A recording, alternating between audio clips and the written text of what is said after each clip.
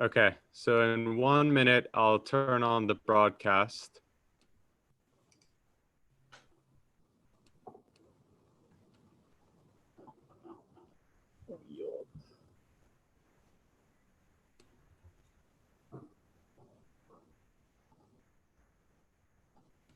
Okay, if everyone can turn their microphones off, that would be helpful.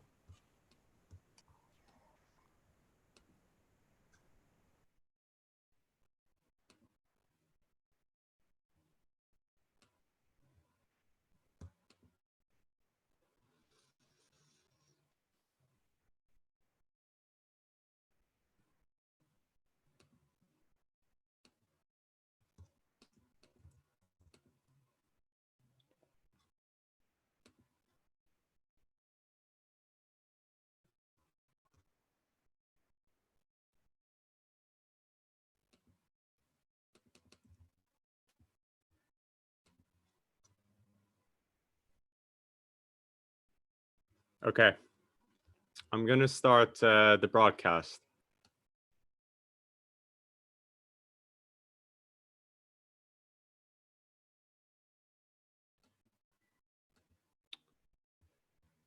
Okay, good morning, everyone. Thank you for joining us for this broadcast, this webinar on Uzbekistan and COVID-19. We're delighted that you could all make time to participate in this conversation.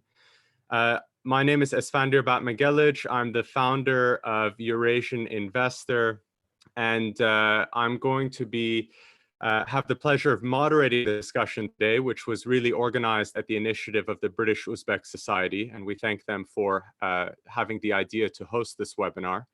We have 5 excellent speakers.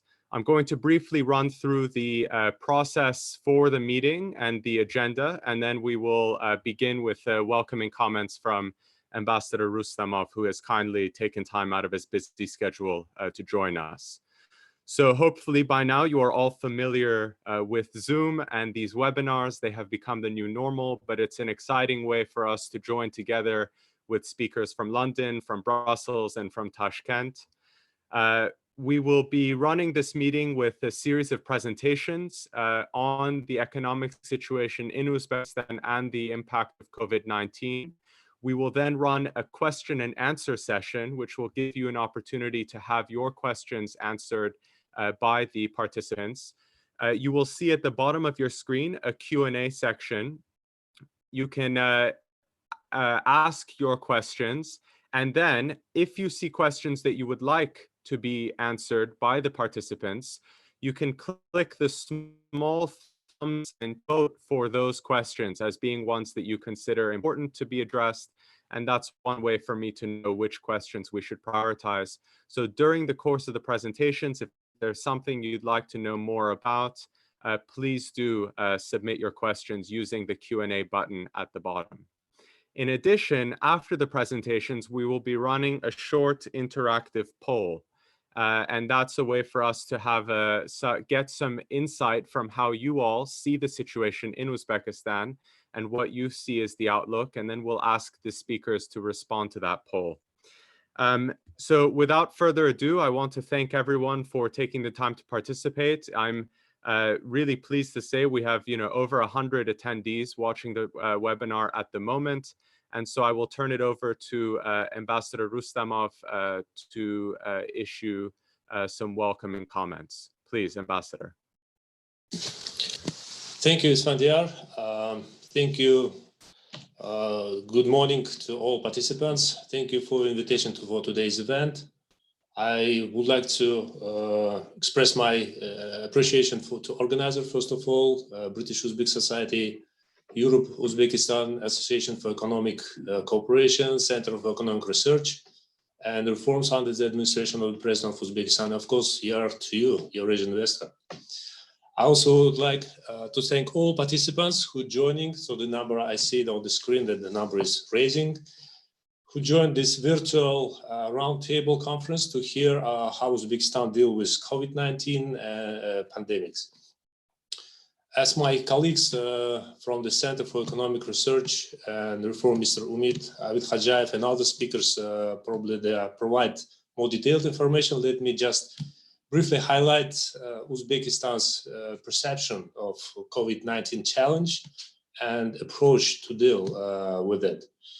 As everywhere, COVID-19 had a negative impact to national economy and society of Uzbekistan, in effect, microeconomics, as well as the well-being of people. And to mitigate, this negative impact of the pandemic, the government of Uzbekistan took comprehensive anti-crisis measures, and we actually encountered a kind of the dilemma, the health of our citizens or maintaining economic activity. And we tried to find out the more reasonable and balanced approach. For example, to save lives of people and prevent spread of COVID-19 among population, a strict quarantine regime has been introduced in the country, but at the same time, the government had fully committed itself to social support and providing citizens with essential food, medicine, and other necessary goods. To save economy, the broad measures also were implemented, including the creation of $1 billion worth anti-crisis fund and active and targeted measures to keep, let's say, active key sectors of national economy. And today we already have some practical results. In 34 million people strong Uzbekistan, the proportion of cases with the coronavirus and especially the proportion of death cases are very low. We still have, and there are projections that we will have a positive GDP growth this year around probably 1.5%, but also we are expecting the sharp jump from 5.5 to 7% in next year. It's according to estimates of some financial institutions like ADB, EBRD, IMF, and World Bank. Of course, it's not time for complacency. We fully understand that quarantine regime will not be fully lifted within 1 or probably 1.5 years. So depending on the dynamics of the situation, the quarantine may be strengthened. It means adaptation, this kind of adaptation to new realities and finding the new let's say, opportunities for cooperation, for doing business, and for all other such kind of things. And here I would like to say that there are big opportunities. I think there are big opportunities for strengthening multifaceted Uzbek-UK cooperation.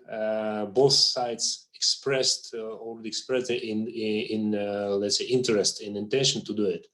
During just recent 1 month, we had a high-level online negotiation between the foreign ministries, between the Ministry of Investment and Foreign Trade of Uzbekistan and DIT from British side, as well as of other institutions. Recently, we had several rounds of webinars between doctors of both countries to share experience how to deal with COVID-19. So we are working to organize the meeting of Uzbek-British Trade and Industrial Council in next February. And the embassy also do quite active work to facilitate the direct negotiations between businesses, between entrepreneurs of both countries. So the process is going on. And in general, I think as we face some challenges over COVID-19, we also have opportunities which we can use successfully. Probably I will stop here, and once again I welcome all participants, and I will myself have this opportunity to wish all of you be safe and in good spirits these challenging times. Thank you. Thank you, Ambassador, for the introduction. And I think you raised a really important point that hopefully we'll discuss here, which is to what extent the relatively swift action that the Uzbek government took will change certainly the outlook from a public health standpoint, but also from an economic standpoint. I mean, it's been interesting for me to see the sort of difference in approach between Uzbekistan and some of the other countries in the region and in generally West Asia, which may end up being to the credit of the government. So without further ado, we're going to now turn to a more detailed discussion of the economic impact from Omid Abidhajayev. And I'm going to share a presentation that has been prepared to basically share some of the data that is being captured about the current economic impact. So if you allow me one moment.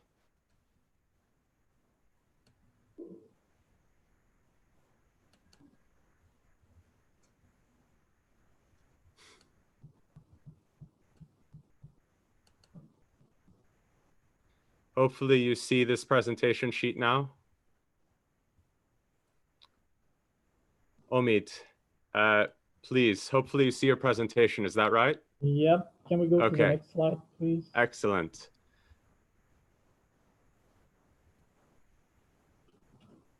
There we are. Okay.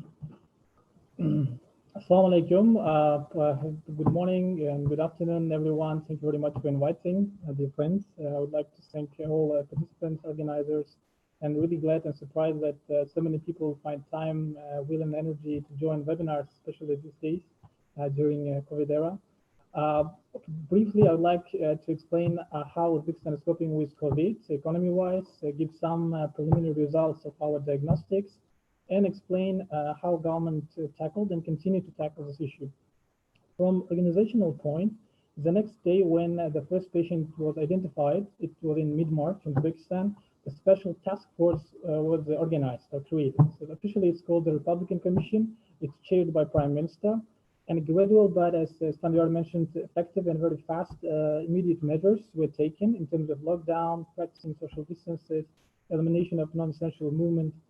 And at the same week, our center, we also started calculating a SEIR model, so which is we followed publications by Imperial College of London, and it was also used by Future of Humanity Institute at the University of Oxford. You can calibrate the model based on age, structure of population, duration of treatment, number of infection rate, which stands as proxy for transmission. So first, when we looked at this, our scenarios based on the model looked quite pessimistic, I would say even scary. So the reduction of transmission or reproduction rate was of ultimate importance. So corresponding measures on massive sanitizing, practicing social distance. I mean, what was done in Europe and all over the world, we also started doing this, but in a massive and a very fast scale. As a result, this measure saved so many lives. I mean, look at the number of recovered patients, 2,600, a bit more. It's around 80% of from infected. This is pretty good results when in the world this is equal to around 40%. Number of people who unfortunately passed away due to virus is equal to 14, so it's 1/4.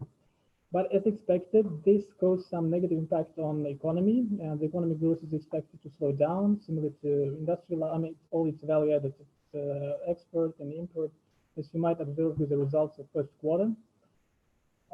To cope with this, we need diagnostics again, because if you look at economic output, you can calculate it on a quarterly base, but we need something of a shorter range. So we employed both quantitative and qualitative approach, which is mostly directed towards the domestic economy. For qualitative part, we developed monthly barometers thanks to Berlin Economics, following IFO Institute's methodology. So you can see business climate index and consumer sentiment index. We can observe that when we asked about 6,000 people and look at the response rate, negative answers were more positive when it comes to income or purchase of durable goods. Even so, people perceive the lockdown measures positively because they understand that this is necessary to save lives, but this is how it's affecting consumption. When it comes to a business, Mr. Abidhajayev, could you put your microphone a bit closer, please? Yes. Can you hear me well? I think that is the same. Okay, then. Can you adjust the input mode to the microphone from your? Yeah, I think. Can you hear me now? I think it's a little bit better, but perhaps Omidjan, just if you go a little bit slower, then hopefully the microphone will keep up with the important things you're saying. Great. Okay. So what about now? That's a little bit better. Thank you. Okay, thank you. So I think I was talking about the business index.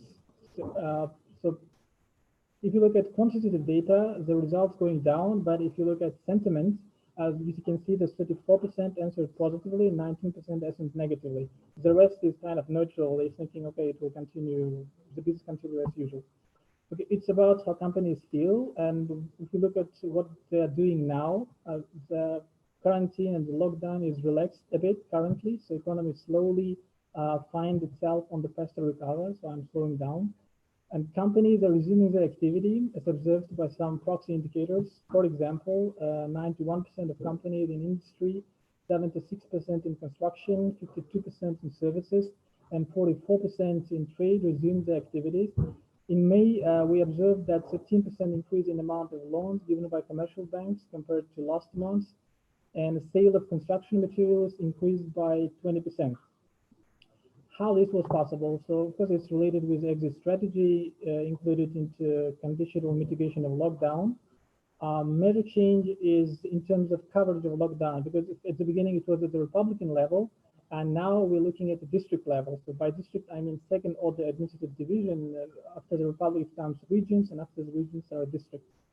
Okay, depending on degree of infection, districts are categorized to red, yellow, and green. Probably here we can go to the next slide. So you can see this red, yellow, and green, depending on how a region is free from infection. So currently around the 36 districts out of 200 plus is in red, and 6 regions are pronounced free from coronavirus. So this might demonstrate to some extent the effectiveness of measures so far. And so first of all, we need to admit that this was due to fast and immediate measures taken by the government. This bought us time. Most important thing is that it is both at time to equip the medical staff in hospitals, or what usually people say, to flatten the curve. And then creation of anti-crisis fund with amount of $1 billion, which were directed toward the 3 major aims. So first, of course, we need to, as I said, equip medical staff to fight the virus, including bonuses to their salaries. And second, they provide support to people who need social care, help businesses to maintain their activity. And of course, we need to bring people back. So far, 47,000 people were brought back to Uzbekistan. In total, if you look from a regulatory standpoint, there were 16 resolutions directed to cope with COVID, with more than 40 measures on exemption of or delays related to tax payments. So usually how you can help with a tax payment. It's either delay or deferral. All of this were directed to ensure that this balance of the economy and all interactions, which you can see in the slide, this is usually a theoretical slide, experience its minimum damage. So conditionally, all of these resolutions can be divided into 4 groups, 4 categories. The first one directed to cope with COVID pandemic.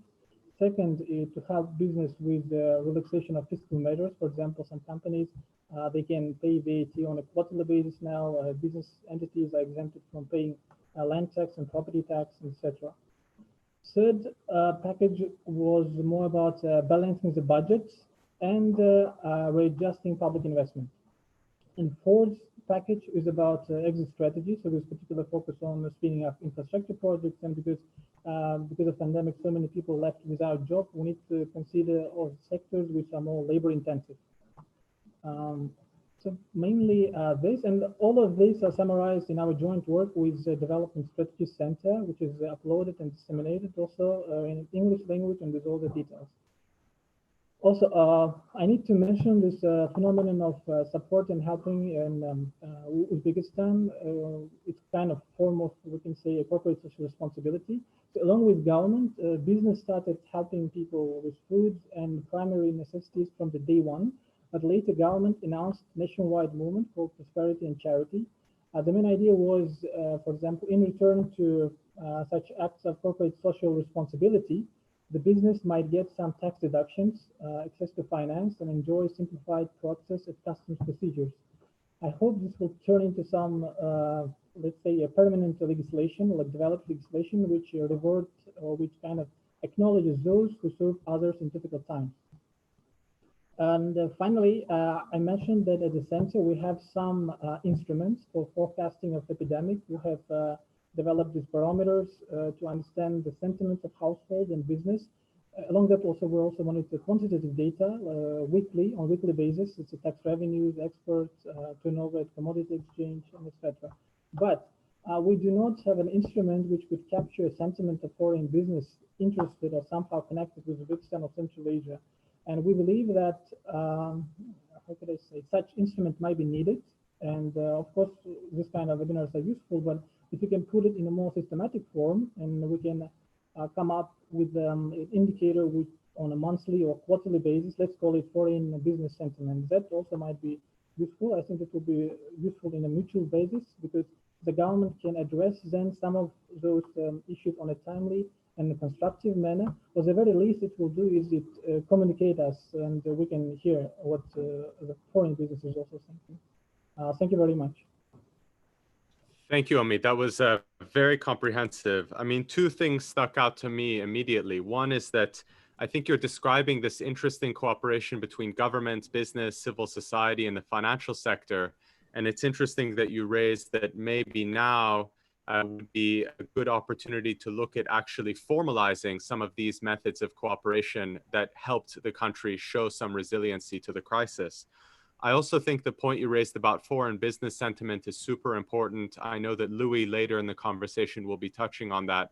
And of course, when we run this little poll at the end of the presentations, it will take an opportunity now to get responses from around 150 participants, and we can try and understand what the sentiments might be. So now we turn to Oybek Shaykhov, who is also going to talk a little bit from the perspective of someone who's working to build stronger economic ties between Uzbekistan and Europe. Oybek, your presentation is should be in front of you, and I turn it over to you. Yes, thank you very much, Isfandyar. I suppose you can hear me fine now. Yes. So you can, I will jump directly to the first slide.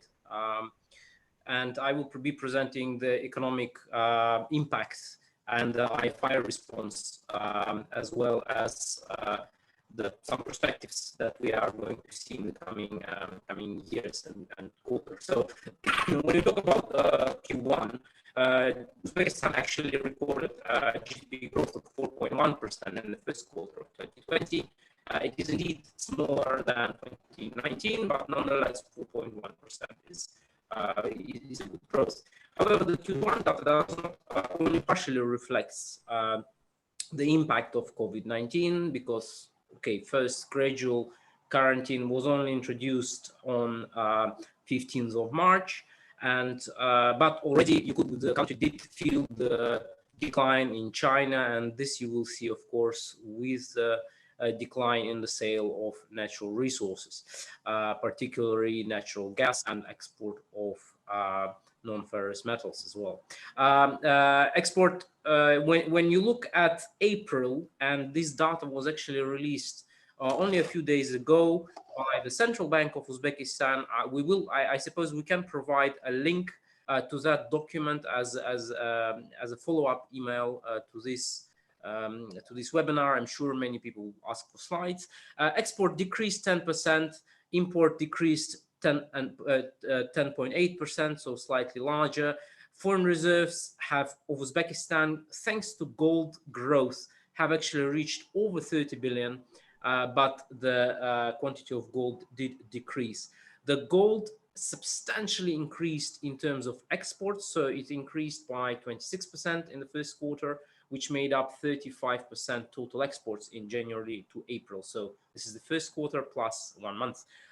That's in my view, that actually shows a very good cash flow management strategy by the Ministry of Finance and Central Bank, which compensated for the decrease of exports in natural gas.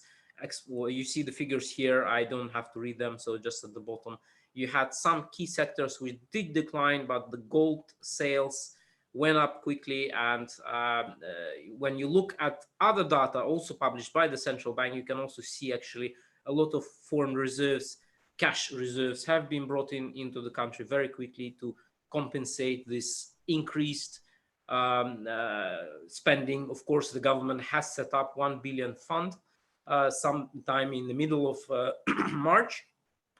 As of end of March, already 100 million of that have been spent based on the Ministry of Finance data, and we can see that this is really, in my view, it is fantastic management in terms of cash flow by both central bank and the Ministry of Finance. So if you go to the next slide, and we will shortly talk about the IFI.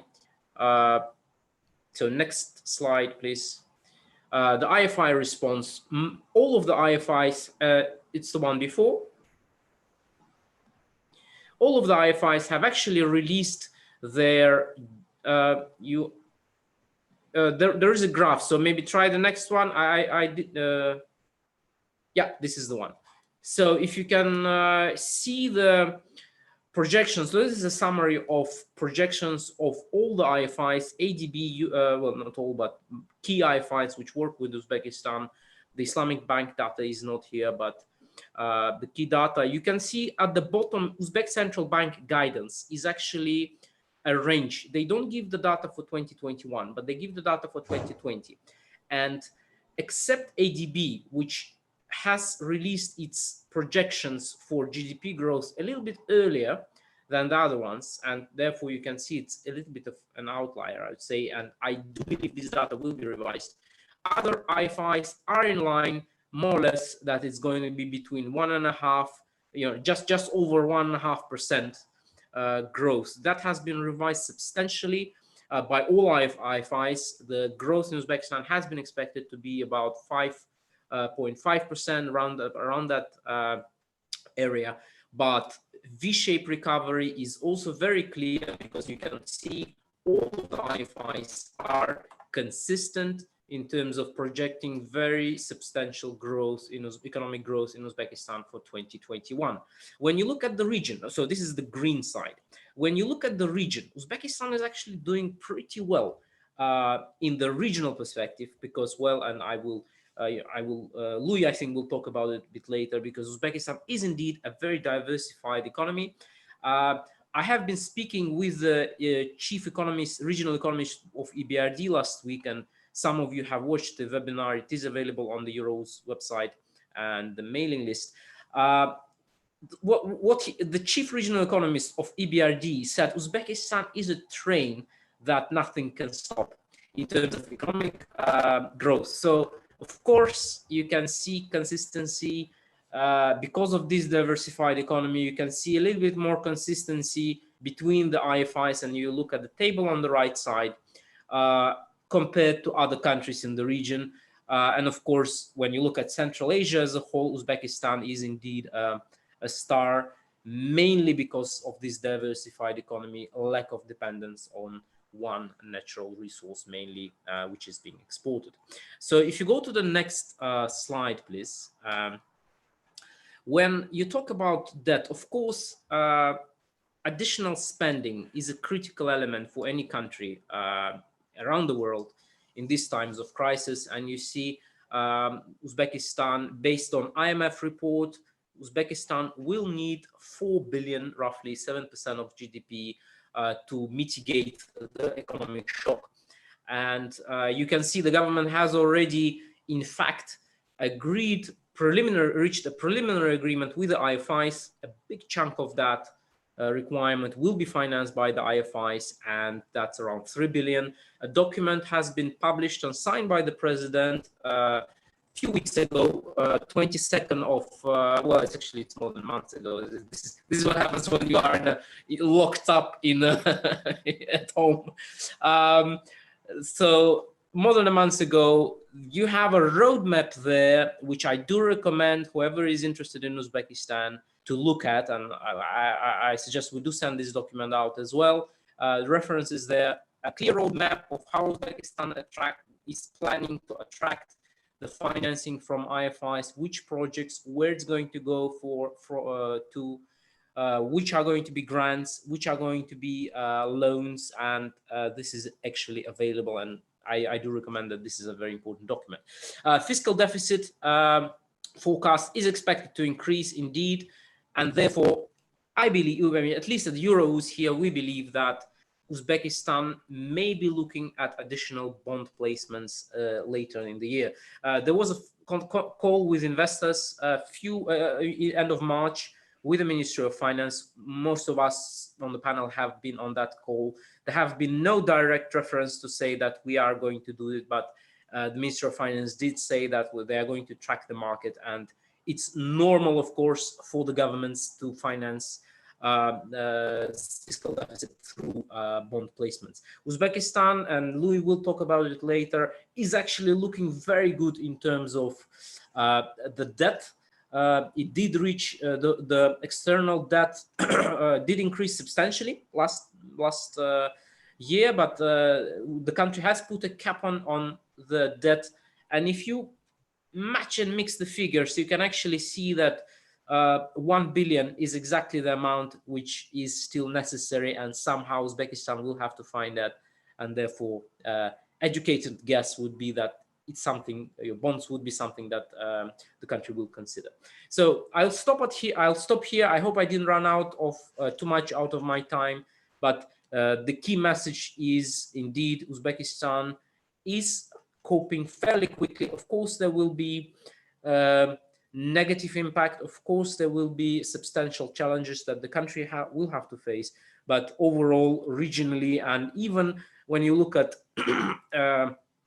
globally, in fact, because Uzbekistan started to actually come out and integrate its economy into the world's economy quite late, that actually played towards an advantage in this time of an economic crisis to say, yes, we are a little bit better placed to deal with the crisis than some other countries, which are indeed more integrated into the global supply chains. Thank you very much.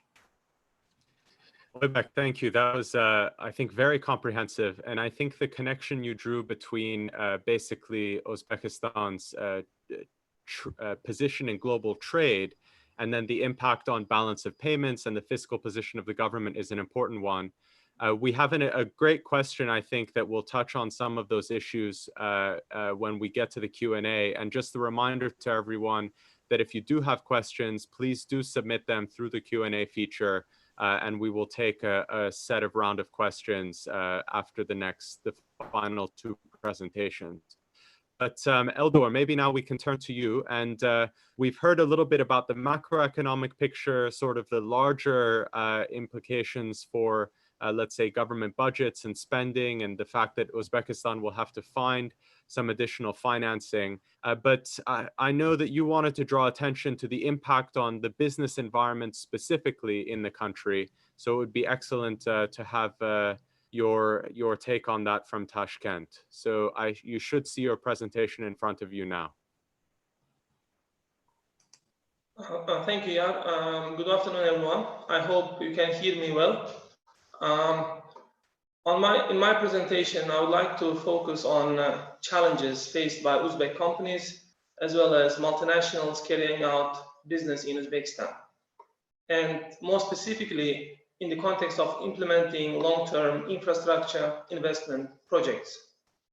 I should note that COVID may have equally damaging impact on projects irrespective of their completion status. For example, we observe that some projects with 95% completion still face major hurdles. All equipment and materials may have been delivered to the site, but due to travel restrictions, foreign specialists like engineers cannot be on site to supervise installation works or commissioning.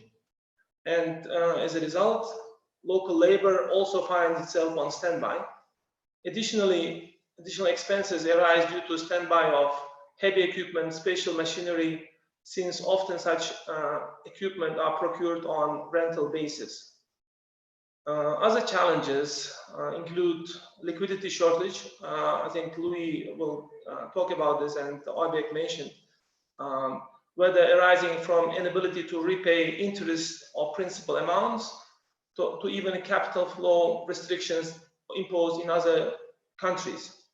And what we see as one of key takeaways, that COVID is not like a local challenge. It's not just issue in Uzbekistan, but it's a global challenge which impacts Uzbek business as well as multinationals operating in Uzbekistan. Next slide. please. In the next slide, I would like to focus on one very important issue relating to employment, because it is another major challenge which COVID has posed in front of business community. Obviously, like in many other jurisdictions, Uzbek government has put in place requirements relating to safeguarding interests of employees. Hence, all employers had to quickly put in place measures relating to organizing remote working to the extent it is practical. This in turn exposed other practical issues relating to sourcing of equipment and logistics. For example, I think it's not a big secret, internet connection, especially in regions, is not really ideal. So employers had to consider various options like change of position of workers, move them to other responsibilities, switching from full-time to part-time work, as well as imposing a rotational system of work. We know that in major construction projects, rotational system is usual, but this has also been taken on by operating plants and factories. In other words, employers would arrange that a group of workers remain on site for 2 weeks, and then they will be rotated by another group following 2 weeks. So this way, they achieve continuous and, very importantly, safe job site activities. Next slide. Finally, next slide, please.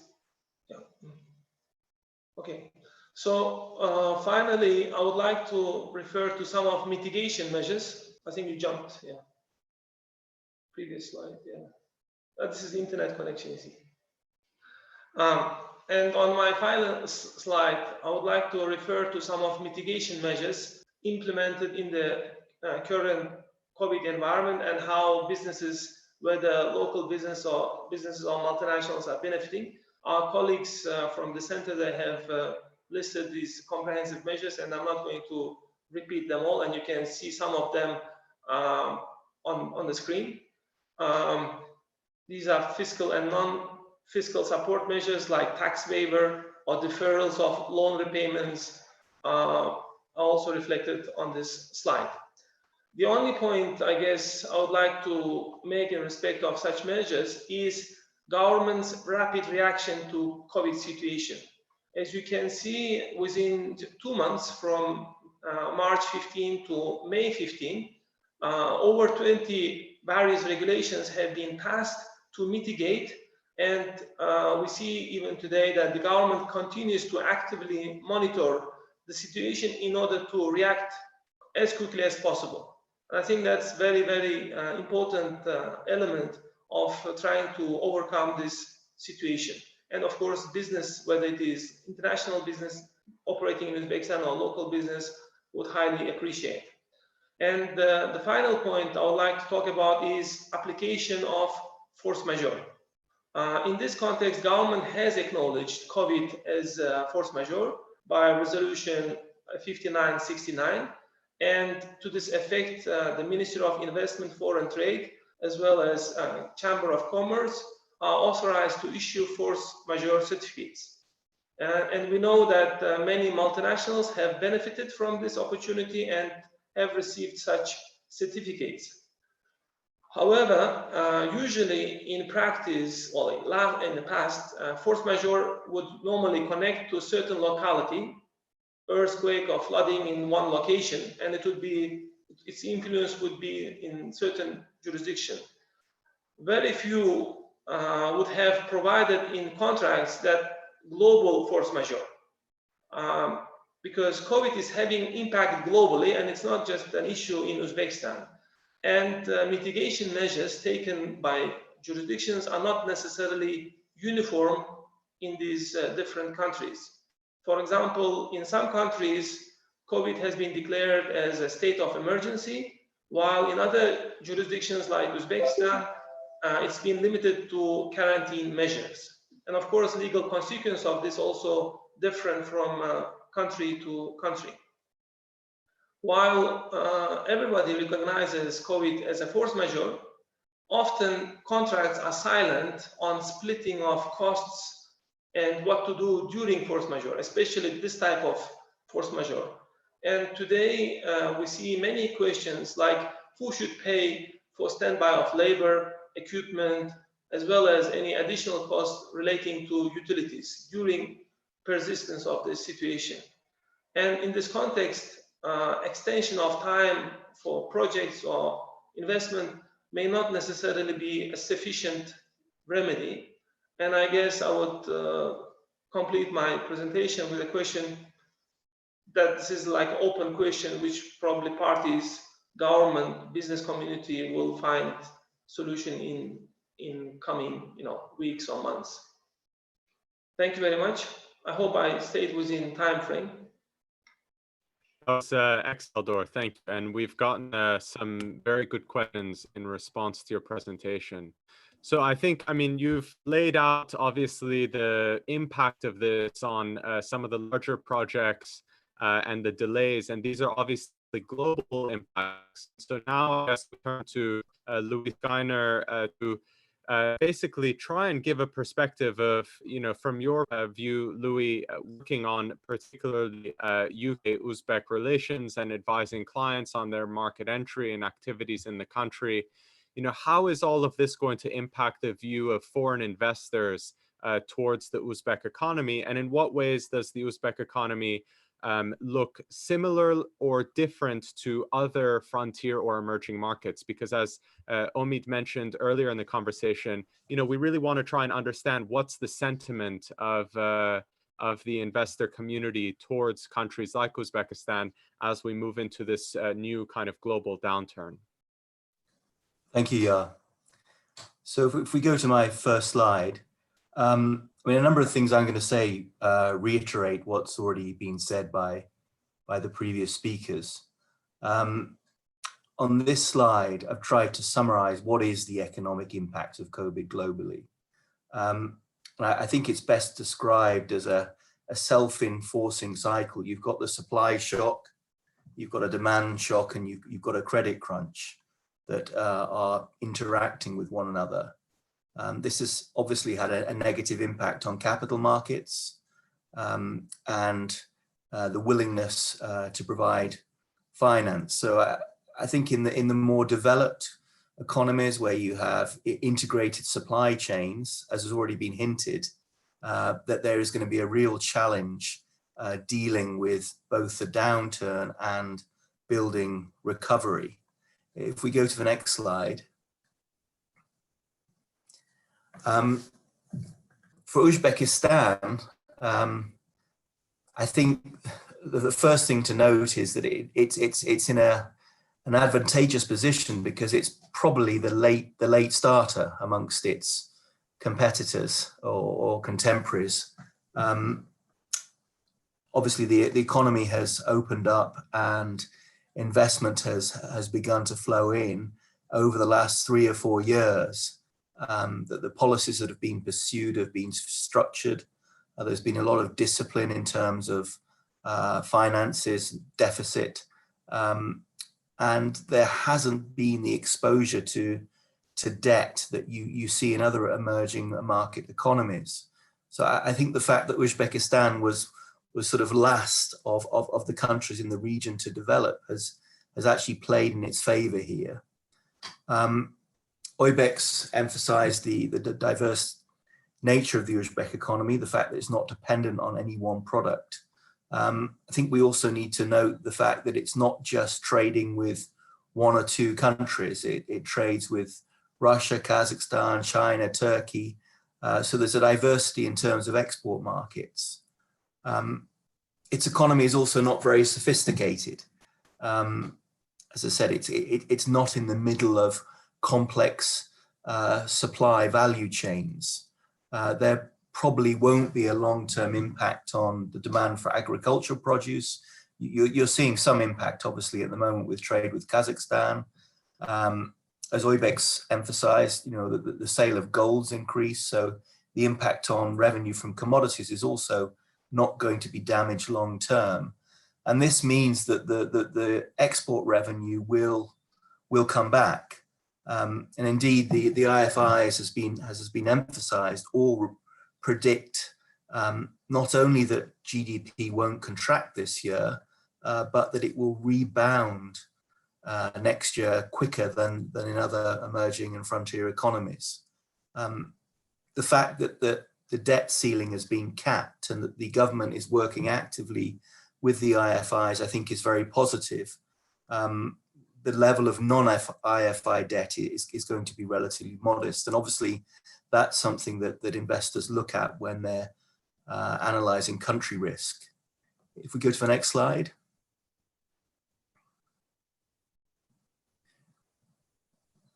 So what would be the impacts that would concern investors? I think one of the things that hasn't been mentioned, perhaps it's the elephant in the room, is remittances. Obviously, a considerable part of foreign currency earnings came from Uzbek workers living and working in Russia and other countries. They of course have collapsed in the first quarter, and in particularly in April. So you see a real decrease. I think the central bank is predicting that remittances will fall around 35% through to the end of the year, which is 5% of GDP. You also see some devaluation in the Uzbek sum. That was inevitable because obviously the national currencies of the trading partners were both declining.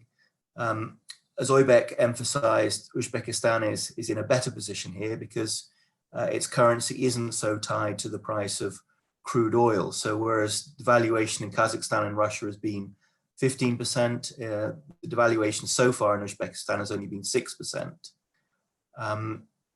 You see a fall in foreign trade turnover because of border closures, because of the lower commodity prices, reduced economic activity, which means that the current account deficit is increasing. Predictions are that it will be at around 9.4% by the end of the year. But the government is able to finance this deficit, both through its reserves, foreign currency reserves, and attracting external debt. So I think on the whole, although investors would look at these particular impacts, they would come to the conclusion that because of the healthy reserve that Uzbekistan has built up, and because of the policies it's been pursuing, particularly with the IFIs, that there will not be the types of risks they'll see elsewhere in terms of rapidly inflating debt. Final slide.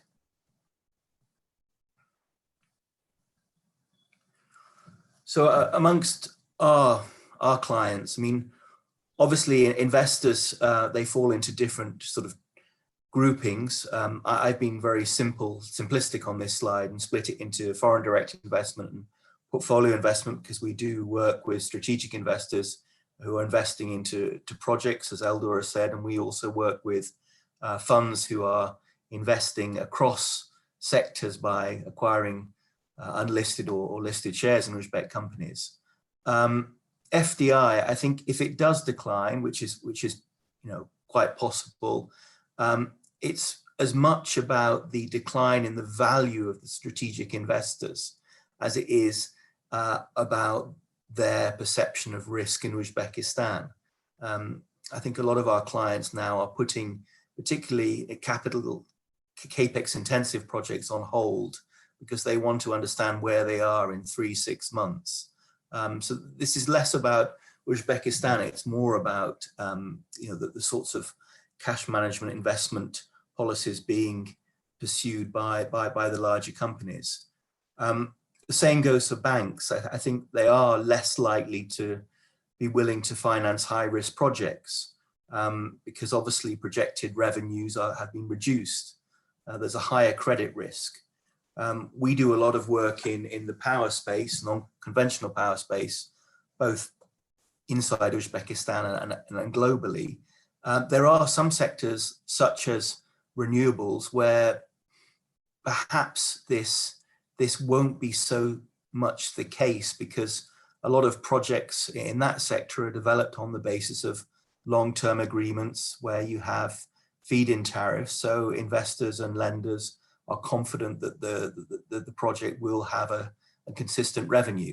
So I think the impact here will be different across sectors, where there is a revenue stream, where there are guaranteed offtake arrangements, guaranteed revenue sources, that then perhaps projects will continue.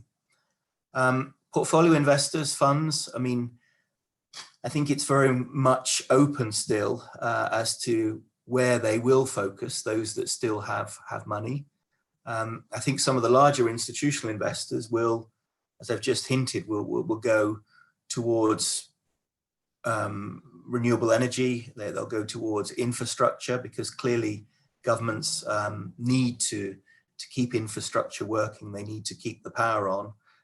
And you know, with COVID emphasizing the opportunity to accelerate the energy transition, the green transition, if you believe a lot of the policy statements coming out of different European and non-European governments, this could be seen as an opportunity for people really to engage and push forward that.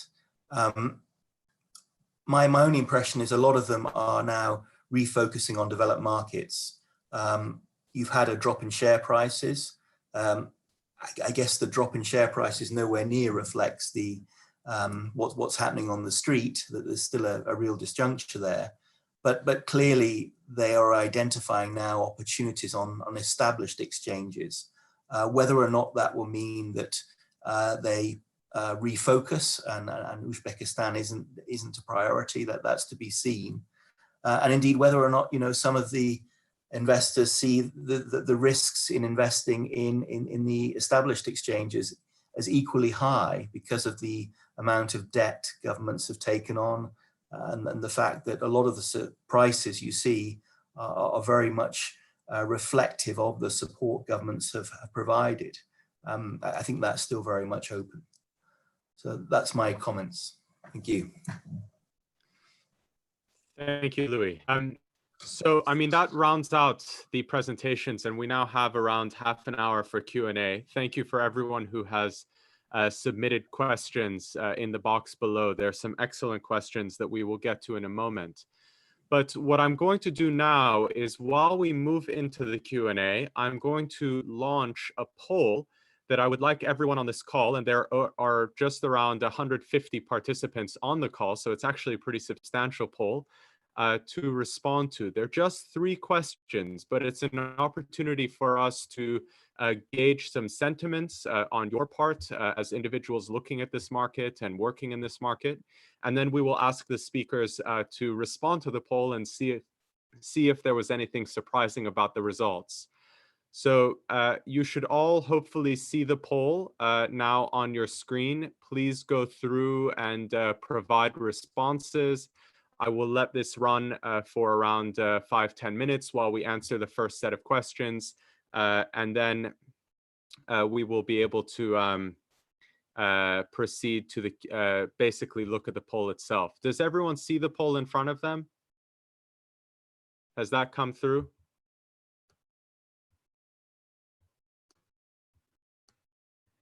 There we are. Hopefully you can see the poll, and I can see the responses coming through. Okay, so in terms of questions, we have a few, I think, really key questions that touch on some of what's come up in the conversation so far. And I'm going to basically raise these questions together and ask for the panelists to respond. So the first question, which is also being addressed in the poll, is really about when things might return to normal. One of the panel audience has asked, what steps are being taken to protect infrastructure and transport links for Uzbekistan? And Oybek, your presentation highlighted the important role that Uzbekistan's exports are going to play in the V-shaped recovery that we are expecting. To what extent is Uzbekistan making sure that, given it's in a difficult position as a double landlocked country, that the goods it's exporting can continue to reach international markets? And related to that, Ambassador, perhaps you can comment on this, but there's also been a question about when will travel from Europe and to Uzbekistan likely return to normal? Because certainly I think there's an important question there in terms of tourism, which is a growing sector for the Uzbek economy, but of course also for the business exchanges that we would want to see. So I will address that question to Oybek and to the ambassador.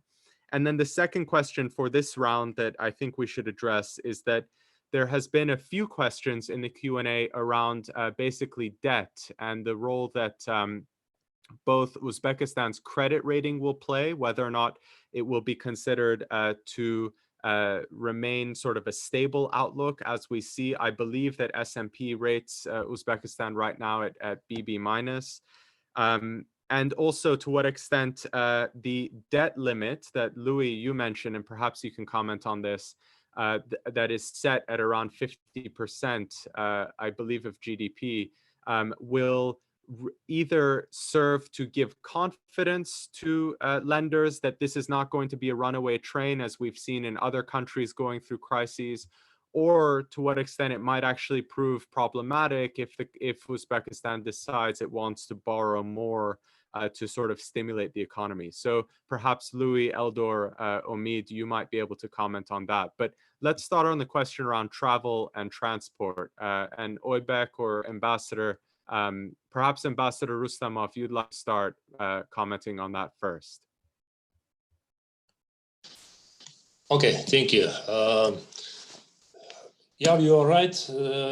Tourism is a key sector of Uzbekistan, and the government pays huge attention to developing this sector. Unfortunately, COVID-19 negatively impacted this sphere. As you probably know, since March 30th, Uzbekistan, all airports have suspended their work, and Uzbekistan terminated all air traffic, I mean the regular traffic. So, and later the regular air services of Uzbekistan was terminated until June 30th.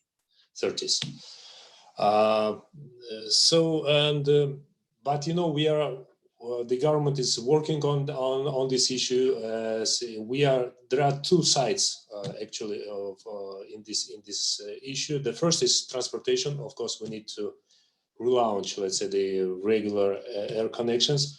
But the second very important issue is to create the conditions for the foreign tourists that they should feel free after, let's say, after COVID-19 period. So there are big measures is going on right now in Uzbekistan, how we should do it, and what kind of new creative, let's say, the measures should be implemented. So the working is going on. There were also some question regarding the logistics. I saw also. Let me respond briefly on that as well. So the logistics is also, you know, there is no direct, let's say, traditional, let's say, the way of logistics between UK and Uzbekistan. So, let's say, to send our export or goods to UK, for example, we need to. It's quite complicated logistics. It goes through the territory of different countries, and recently, also the COVID-19 negatively impacted to this issue as well. But the government also would like to create some additional measures. And for example, let's say if we are talking about the export of Uzbek goods to some foreign markets, not only to UK. Recently, government extended the list of the goods which would under the compensation mechanism from the government. So, for example, the government will compensate the costs of the local exporters, the partly cost of the local exporters to send the goods for foreign countries, and especially including by the air communication, by the planes as well. And this, from other side, there are also some mechanism to supporting local exporters to taking some, let's say, the certification and all other these documents necessary to reaching the foreign markets, especially the European one with the high level standards and requirements. So again, the process is going on. So we pay big attention to that issues. Thank you, Ambassador. Oybek, would you like to add anything to that? You may need to unmute yourself.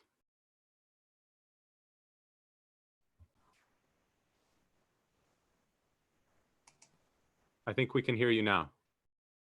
Nope, back to mute. Yeah, okay, no, Yeah, sorry, okay. sorry about that. Yeah, indeed, the resumption, I want to just touch base on the resumption part.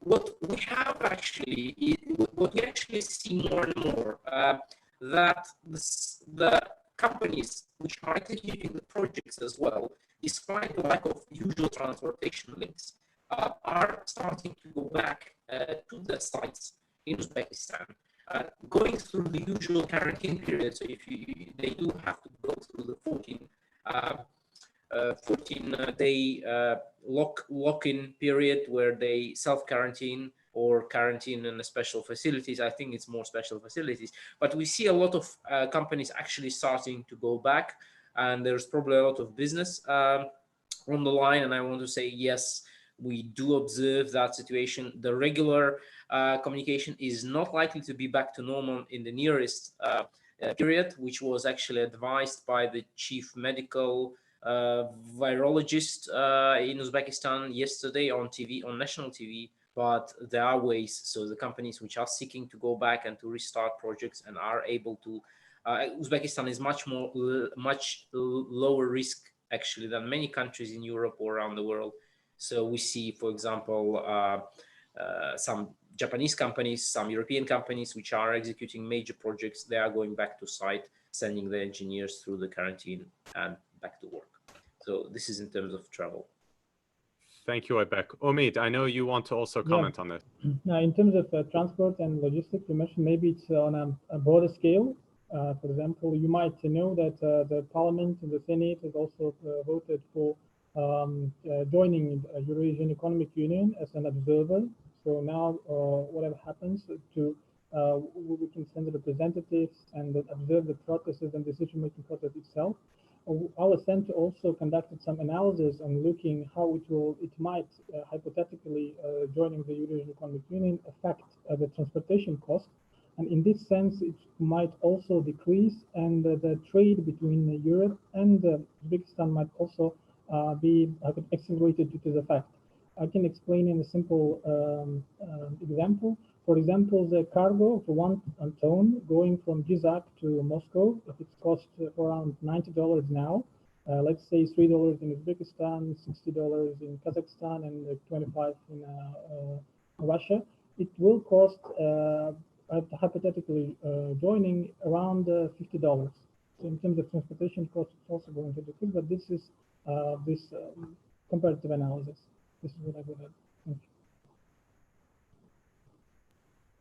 Thank you, Omid. That's a useful kind of specific example to look at. On the question around debt, Louis, Oybek, Omid, I don't know if you'd like to comment, but I mean, basically, you know, it's very clear that more support from the IFIs are needed. You know, how can basically those economic operators who are depending to a large extent on these loans being dispersed remain confident that Uzbekistan will continue to have the liquidity it needs to keep the economy stimulated? Let's start with you, Omid, and then we'll turn to Louis and Oybek if you'd like to add as well. Omid, let me unmute you. One moment. Can you unmute yourself? Yes. Great. Can you hear me well now? Yes. Okay. So if we talk about ratings, for Fitch, it was announced, I think, reaffirmed in April, so it is BB minus, as you mentioned. For the Moody's, it was also B minus with stable outlook, and for the Standard & Poor's, it's also a B minus with stable outlook.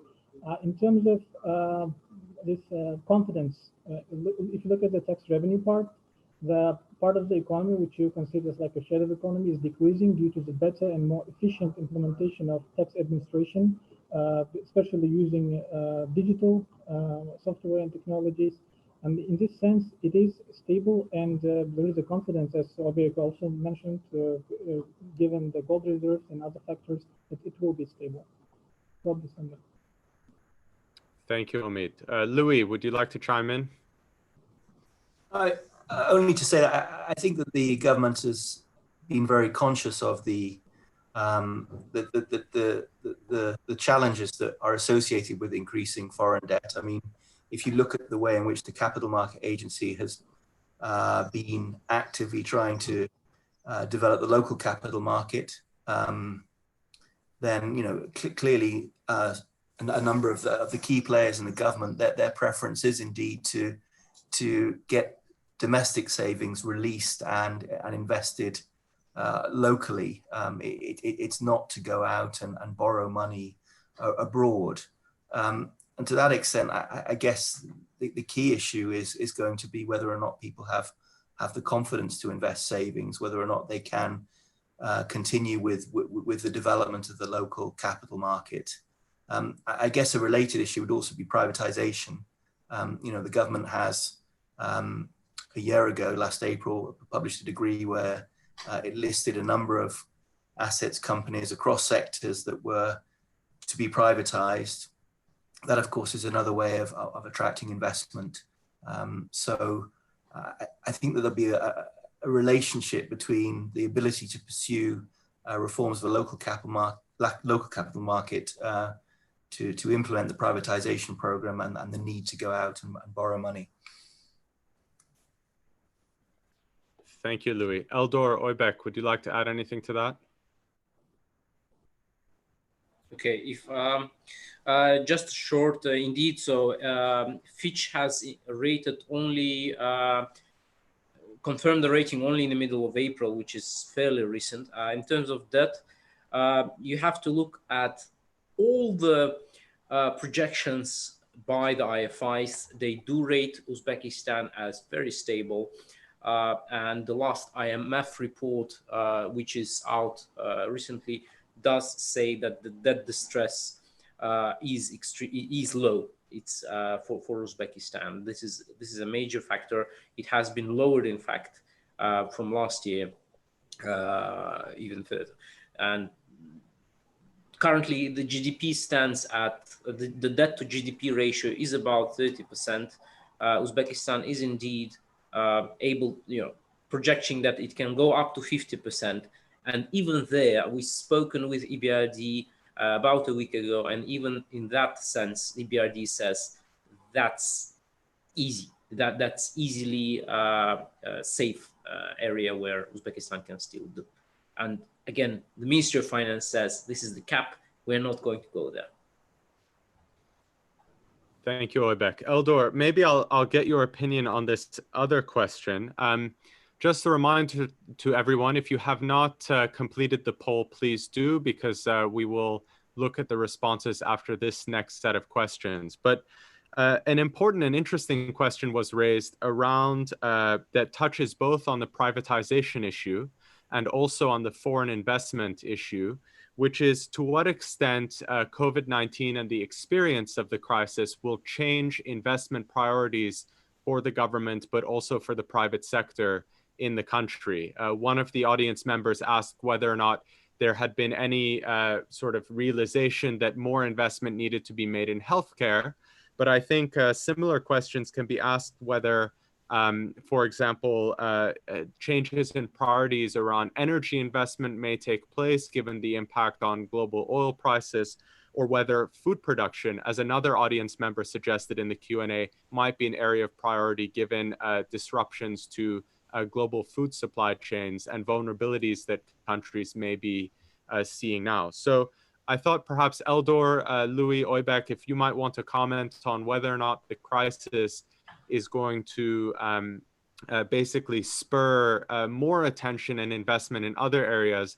The last thing I'll mention is someone in the audience also pointed out that there's a burgeoning startup scene in Uzbekistan. And in fact, many of these companies with their digital solutions proved very useful during the crisis, for example, in food delivery or e-commerce. So has this been an experience that's going to make people realize that in the government and in the business community that perhaps it might accelerate some of these transformations? It would be good to get everyone's comments. Eldor, if you'd like to start. Thank you. So I was actually going to touch on this privatization. One important point to make that the government is dealing with privatization quite seriously, and this started even prior to the COVID situation. And what we observe that in various sectors, government is carrying out so-called unbundling. So, for example, in energy sector, in transport sectors, they have unbundled energy producers from distribution, from a network. In transport sectors, they have unbundled airport operators from the national carrier. And just this few days ago, we saw in the news that President also instructed to review the operation of the national railway company. And I think the aim is also to a certain extent, unbundle its operations to separate core and supporting functions. And the general background here, I think, and the commitment of the government is to delegate to the extent possible areas of economy, services, industries to private sector where there is no, where the private sector is more efficient and no need of state participation. And to the earlier question relating to banking sector, we also a few days ago there was a government resolution paving the way for privatization of major commercial banks, and the aim is to reduce the state role in banking sector as well. So I think in that context, the COVID situation will undoubtedly probably encourage to speed up the privatization process, and we know that the SAMA, State Asset Management Agency, and other Ministry of Finance, which is responsible for privatization of banking sector, are working very intensively in this direction.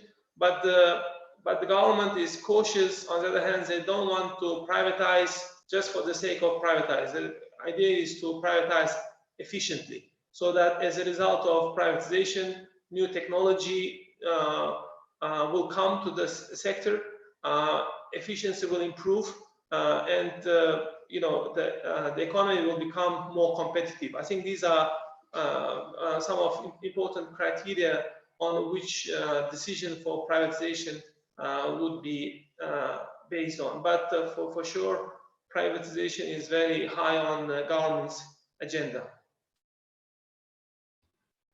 Thank you, Eldor. Louis, would you like to add anything to that about priorities that you think foreign investors might see in the market, given sort of the lessons of the crisis? I mean, in terms of the market itself determining priorities, I mean, I think the focus of private equity funds and private capital in Uzbekistan has been, so far in improving agricultural production, in improving logistics, in online retail. We have a client that is been deploying money across those sectors, and yes, I think the appetite is growing. I think that if I look at the work we've been doing over the last 2 or 3 weeks, I think that there will be considerable investment now put into the value chain from soil through to market, because clearly it's the value chain that needs to be improved. It's not the quality of the soil or the number of days of sun. It's the packaging, it's the irrigation, it's the transportation, it's the distribution. The same goes for online retail. We see a considerable interest now in actually building modern distribution depots that can service that. And our clients are telling us that whereas 2 months ago it was the teenagers and the family households who were using online shopping opportunities, now it's the heads of household, and they're buying the family's groceries. They're not buying cola and chips. So clearly, if you look at what's happening on the ground, yes, something is happening that investors can get excited about. And yes, there are opportunities, as you say. Thank you, Louis. So I'm going to share the results of the poll, which has now had over 120 responses in it. And Oybek and Omid, perhaps you can be the first to react to the poll, but hopefully you can all see the poll results now. Is that correct? Can someone confirm that for me? Yeah, okay, great. So the first question was, what do you consider to be a concern for the Uzbek economy following the COVID-19 outbreak? And we see that employment is really tied with foreign investment as the primary area of concern.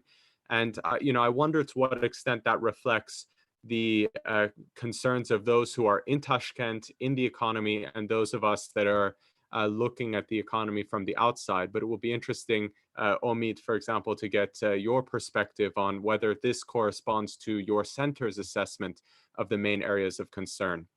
Second was an important question, also came up in the Q&A, really about the speed of the recovery. So we've looked at the projections from the IFIs that Oybek very helpfully showed, which suggests a real V-shaped recovery, basically that we will return to pre-coronavirus levels of output really starting next year. And it seems that most of the participants in this webinar agree with that. They see that the recovery will happen in 1 to 2 years, which looks reasonably positive. And as a final question, we asked how attractive do you believe Uzbekistan compared with other frontier and emerging markets? And here we have a very strong showing of optimism, with the somewhat more attractive being the most popular response. But if you look at more attractive generally, it's around 68% of, 78% of responses. So that's a really quite positive assessment that Uzbekistan is moving in the right direction. And Ambassador Rustamov has had to leave the call to take another important call, but it goes back to what he said at the very beginning in his welcoming comments about the sort of quick steps the government took. So Omid, Oybek, does this correspond? Do these results seem in line with what your expectations were, or is there anything surprising that you see here? Okay, thank you very much. If I may respond first about the employment being the top concern, that is a line of thinking which we were also following. We analyze it on a, I can say, weekly basis from all regions and different parts of Uzbekistan. By now, by our estimates, we have around 143,000 people who were usually working as migrants, maybe somewhere else, and coming back to Uzbekistan, and they were not able to travel, so they stay in Uzbekistan. Also, there is a number of people who lost their job or temporarily not able to work because of the COVID. The number is around 340,000 people. And besides this, we also have people who need to support, like the social care, or vulnerable population, we call them. And so what is done, and the recent the meeting, as in yesterday, in the leadership announced that out of 450 billion soons, which were allocated for the investment program, 150 billion will be allocated to creating a permanent 80,000 jobs in the rural areas. So this will be kind of a readjustment in this area, because the number one thing is, of course, we need to take care of the people, because first, of course, lives, and second, we need to provide employment. People need to feed their families. So there will be a readjustment in the investment program. Also, from anti-crisis fund, some funds will be allocated to the acceleration of, as was mentioned, in infrastructure projects or the construction projects, which is also labor intensive. Thank you, Omid. Let me just say briefly for the participants who are not, unfortunately, if you are not using the Zoom desktop application, you can't see the poll results. But what we will do is we will distribute these after the meeting is complete tomorrow, so that you can see the results. Oybek, would you like to comment briefly on these results? Yes. So indeed, so employment is clearly, I think it's quite a global phenomenon. We will, this will suffer everywhere. I don't want, one of the things that I want to draw attention is, with this webinar, we don't want to draw a rosy picture. We want to give a realistic projections of how the country will deal with the economically with the situation. So when you talk about economic recovery, and just for a second, I want to focus on that. There are two things. One thing is to have the actually the growth go back to the level which it was pre-COVID, and to have the economy to reach the levels where it would have been if this has not been been the case. So if the pandemic would not have happened, I think that indeed, based on the projections and all the projections that we have seen so far, I've shown only the IFIs, but we have a lot of projections also from the rating agencies. We have the big corporate projections, starting with Gazprom and finishing with large American banks. Most of the projections are in line that the growth would resume and even surpass what it would have been probably this year without the COVID next year. So meaning 2021 is indeed the year for Uzbekistan to make a jump start of the economy and get somewhere. But when you talk about getting to the pre-COVID levels where we would have been if the growth has not been impacted, that would probably take longer indeed. I saw an article yesterday in an Economist showing that most Western economies actually would go back only within more than 2 years, at least, to the levels of pre-COVID economic situation. Well, the markets, the way they have been growing so far, show us a different picture, but they're probably more optimistic than or more emotional. But when you talk about attractiveness of the country, Uzbekistan is indeed more attractive than than many of the emerging markets or frontier markets right now, simply because look, it's a country which is in top 10 in terms of gold production in the world. I think we are 9th. It's in the top 15, and I think we are 15th actually in terms of the gold reserves in the world. When you talk about gas, the country is selling a huge amount of gas. So we are lucky, or in terms of when you talk about gold, particularly as a counterweight to any crisis, Uzbekistan is in excellent position. Uzbekistan has started borrowing very late. So in terms of GDP, debt to GDP has grown substantially over the last year, but it has not grown so much over the last 10 years.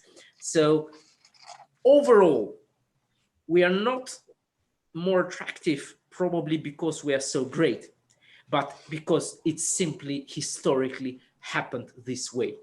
Of course, the economic response is more important. So the government has also shown an excellent economic response to the crisis, but by being the situation of more attractive, it's probably not so much really the current government's political result of current government's political and economic response, but rather an overall economic situation of Uzbekistan as it stands in the historic period that is we are living right now. I think that's an excellent point, Oybek, because it also underlines that there's a lot more capacity to be developed in terms of resilience. So, you're basically describing that the country is fortunate to have certain fundamentals of population size, geography, and the kinds of natural resources that are available that help in moments like these. And if on top of that, the government is able to develop, and the private sector, some of the institutional capacities, new legislation, new ways of cooperation to basically respond better to crises, then we can imagine an even more kind of robust sort of economic outlook moving forward. We have around 7 minutes left, and I'm keen to end on time because, of course, we all have plenty on our agendas, even under different stages of lockdown. I'd like to offer Louis and Eldor an opportunity to make some final comments based on what your takeaways are on this from this conversation in just 1 or 2 minutes, and then I'll turn back to Oybek and Omid, and then I'll have a final few administrative points for the audience about how you will receive the presentations and other sort of follow-up opportunities from the webinar. So Louis, I'll turn to you first for some final comments, and thank you for the helping get this organized from the standpoint of the British Uzbek Society. Thank you. I think the only thing to add is something that the ambassador and Umid touched on, and that is that the social capital that the Uzbek government has available to it. I think if you compare the challenges that different countries and governments have faced globally, then clearly countries where there is a strong relationship between local communities, regional communities, that there is a strong sense of mutual respect, of complying with rules, of common purpose, that they have fared much better than countries where, unfortunately, that is lacking. You know, in Europe, it's Germany, and then clearly in Central Asia, it's Uzbekistan. So I think, you know, that for me would be the thing that is of real note. We're not just talking about fiscal policy and government policy, we're talking about a country where there is a genuine synergy between banks, companies, government and people. And hopefully this experience will encourage the government to develop and use the resources it has, because clearly it probably underestimated the extent it could rely on that social capital, and hopefully it will become a much larger part of the equation going forward. Thank you, Louis. Eldor, your final thoughts. Well, I think the COVID has been a test for the economy. So this virus has been testing not only people's health but also economic health. And my takeaway that once this will pass over this testing times, the economy will become more resilient. The immune system of the economy will improve, and as Louis noted, I think it will create new opportunities, new businesses, and I think government and private sector learning on this experience to improve the efficiency. I think remote working sometimes is maybe more advantageous than, you know, standard way of working, and I think it's creating new opportunities. So in medium term, I think things will get back to normal and even better. Thank you. Excellent. Oybek, let's turn to you and then to Omid. And thank you also for all of your support in organizing this webinar today. Thank you, Isfandiar. So just maybe the concluding note would be that indeed it is 3 years, it's been 3.5 years since the changes have started in Uzbekistan. And frankly speaking, the biggest challenge to any government, the real capacity is really shown when the challenge comes along. And COVID, followed by, we had a disaster in Sirdarya, and also we had a difficult situation in Bukhara with the storm. This government has really, this crisis has really shown that, in my view, the capacity, and I try to be independent here, sitting here in Brussels, as much as possible, but the capacity of the government to handle a crisis is critical in terms of working with the government from investment point of view, from the any kind of long-term cooperation kind of view. And this crisis has indeed shown that the changes in Uzbekistan that are happening are indeed not just the words of some officials, but actually something that indeed is there to last and are continuing through the difficult situation. There has been a meeting with the president that the president chaired just last night, saying that the investment projects for the next year should be refocused for social impact. And this was, I think, this was also a very critical point of view, and the ambassador tried to made in the beginning, saying that it's critical. Uzbekistan is focusing on the social impact, on mitigating the social impact first and foremost, and I think this is a very good sign, long term, politically and also economically, frankly speaking. Thank you. Thank you, Aybek. Omid, the final comments from you in Tashkent. Thank you for your detailed presentation and the data that you provided. And please, your takeaways from the conversation. Okay, thank you very much, everyone. I would say that the cooperation is key, and I think it's, as Louis mentioned, the people were very, very cooperative. Without that, nothing would be possible. And here, not only between the government and people, but also we're hearing more words like resilience now. More and more countries saying that thinking about self-sufficiency, resilience, looking at domestic demand. But I think it is very important not to turn into deglobalization or to kind of isolation policies. And we need to continue enjoying benefits of interdependence in future. And this will be the key, because the cooperation and interdependence, this is what gives a mutual benefit. As a think tank, we will follow what John Boyd said. We will observe, orient, and help people to make decisions, because we simply translate data into policy. And in this sense, we need your feedback. As I said, we already have instruments for business sentiment index in Uzbekistan. We have this for households, but it could be good to have something on a systematic basis with the foreign business. Thank you very much once again. Thank you, Omid. I mean, that's something that I certainly would be interested to explore, and I'm sure many people on this call would want to participate in, which is to basically create a panel to measure foreign investor sentiment through a regular survey. That's something that we can discuss. I'd like to thank everyone for joining us for the call. I am very pleased and relieved that the technology mostly cooperated with us. When I end this meeting, you will see a page that should, if the technology cooperates, have a link to a very short 4-question post-event survey where you'll have an opportunity to give some feedback about your experience in joining this webinar. We are certainly interested with the British Uzbek Society, with EuroUZ and our other partners in Tashkent to host further events on other topics.